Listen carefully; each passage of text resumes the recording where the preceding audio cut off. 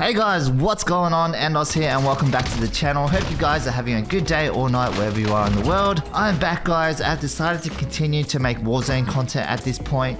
I did try out Battlefield 2042 for a couple weeks and was contemplating about switching up my content. However, it just didn't feel right. I didn't really enjoy the game and I felt like, you know, in life you should do what makes you happy. And playing Warzone, believe it or not, does make me happy. Well, at least most of the time. Look, despite its issues and frustrations, I think Warzone is an overall good experience and I really enjoy the battle royale aspect of the game. Saying that, I've decided to continue making Warzone content. Who knows, I might switch it up down the road. However, for now, getting better at Warzone is the focus.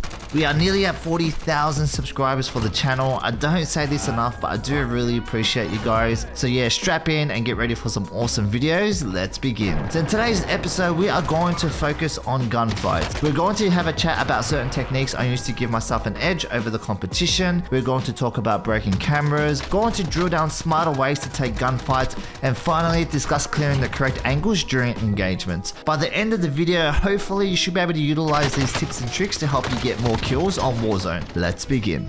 Alrighty, first topic I want to discuss is using the in and out movement technique to get Peeker's advantage during gunfights. In Warzone, there is something called Peeker's advantage. Basically, when you pop out of cover, you're able to see the enemy for a split second before they can see you. People often think to utilize Peeker's advantage is just sliding around corners. While there are a few other ways to utilize Peeker's advantage that you may not be aware of, one super useful technique is the in and out movement with cover. Basically, when I get into a gunfight, I don't always commit. I get a couple shots in, break line of sight, get into cover, and then swing back out and get the kill. Timing and movement also comes into play when using this technique. In the next section of the video, I'll break down a couple of scenarios to emphasize further how you can use Peeker's advantage to win gunfights. Let's see what happens. In this situation, I spot an enemy below and I get a couple shots in. I start chasing the target because I am thirsty as usual. I get a couple more shots in. At this point, I know the target is around the corner. It's a pretty easy kill at this point.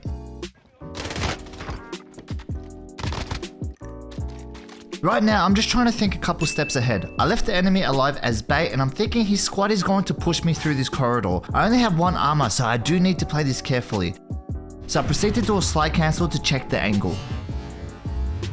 As you can see, I was lucky enough to make the right call and managed to catch the enemy off guard. I got the best case scenario where the target is in a tack sprint animation. Side tip, try not to tack sprint in heavily contested corridors. Sometimes pre-aiming first can save your life. Anyways, I only have one armor, so I'll play it safe, so I'll perform a jump shot to the right and break the angle.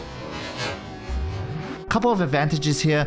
I already damaged the enemy without getting shot. Because I'm in cover as well, it may seem like I'm running away, which can make the enemy perform another tack sprint animation, and I will also get Peeker's advantage when I swing back out. As you can see, breaking line of sight can be super useful. Getting that Peeker's advantage can definitely help you win more gunfights. Also, when you get it down, a lot of times you are going to be pushed by your enemy squad. Try to prepare, try to think a couple steps ahead to give yourself the advantage.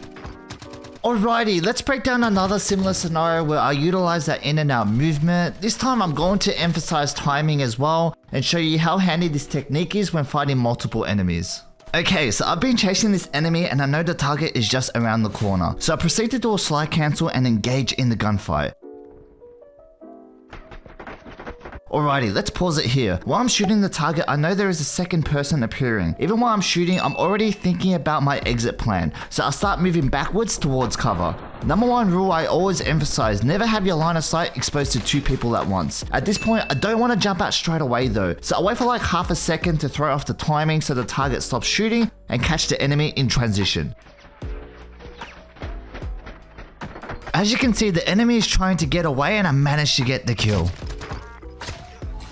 Remember to use your exit plans and have that in and out movement. You don't always need to fully commit to every gunfight. When you use cover to your advantage, you can utilize Peeker's advantage by popping back out. You can also play around with the timing to catch people mid-transition. And having in and out movement as shown in the example can also help you with isolating your gunfights. Before we continue, if you are enjoying these breakdowns / tips and tricks, remember to smash the like button. I do try to put a lot of time and effort into these videos, so destroying that like button would mean so much. Remember to sub to the YouTube channel for more Warzone content. I make a lot of tips and tricks and in-depth Warzone videos. Make sure to sub and join the A Squad army. I do stream on Twitch at AndosGaming TV. You can see my beautiful face on stream. I do have a face cam set up. I generally talk a lot with chat. Make sure to drop by and come say hello. If you are interested in supporting the channel, remember to check out the merch at www.andosgaming.com.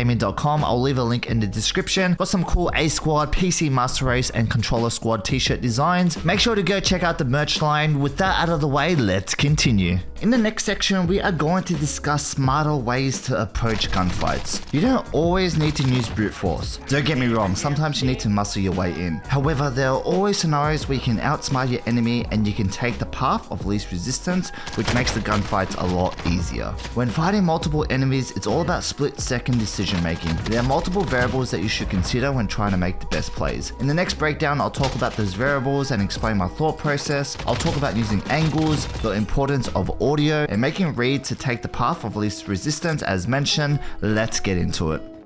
In this situation, I spot an enemy ahead. I do my in and out movement like we mentioned earlier in the video. The timing didn't work out. I do feel a little exposed here. There could be multiple enemies ahead, so I dip back into cover. I try to suss out the situation for a bit and decide to push. I end up bumping into the target and notice the sound of the shotgun, so I do a jump shot backwards to try to create distance to minimize the damage. There is now an enemy appearing ahead on the minimap. However, I do hear footsteps nearby. So I decide to play it cool for a moment. I think the target is on the second level, so I proceed to go. Alrighty, let's pause it here for a second. The intel is on the minimap. I know exactly where the enemy is. Option number 1, I can swing to the left, take the target head on and just muscle my way through. Or option number 2 is flank to the right and catch the enemy by surprise. I think option 2 is definitely the right choice here.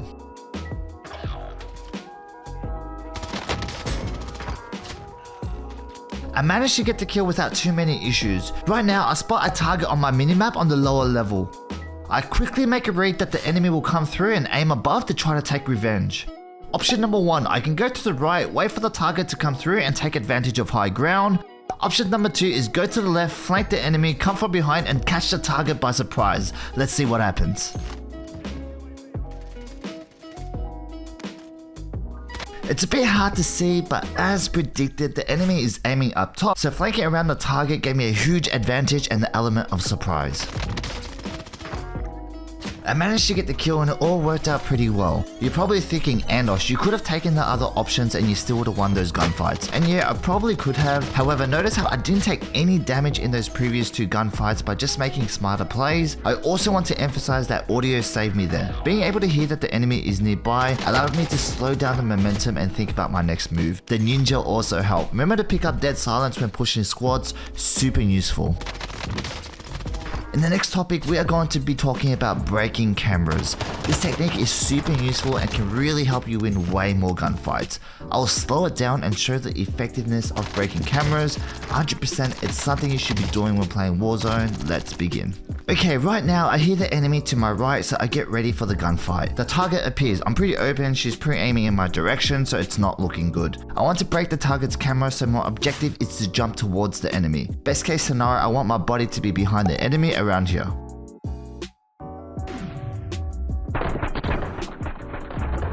So this is what you want. You cramped up the space by jumping towards the target. Now she's aiming in front and she can't actually see you. This is where you have that window to get your shot since you have broken the enemy's camera.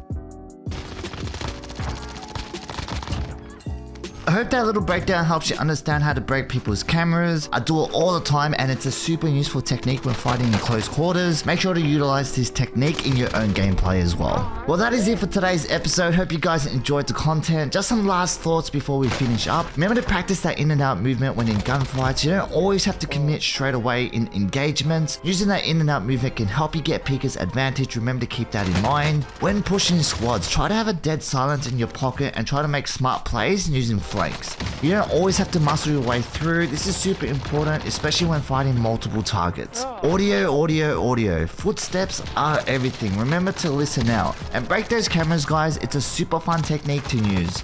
If you learn anything new or find any value in today's episode, please smash that like button. It would mean the world to me. If you're thinking about sharing this with your friends, I highly recommend to do so. A good squad just means a good time. Remember to sub to the YouTube channel if you are interested. I do make a lot of these videos. Check out the merch at www.andosgaming.com if you are interested in supporting the channel. Last but not least, I do stream on Twitch at AndosGaming TV. Remember to drop by and say hello. Anyways, I wish you guys all the best and good luck on the Warzone.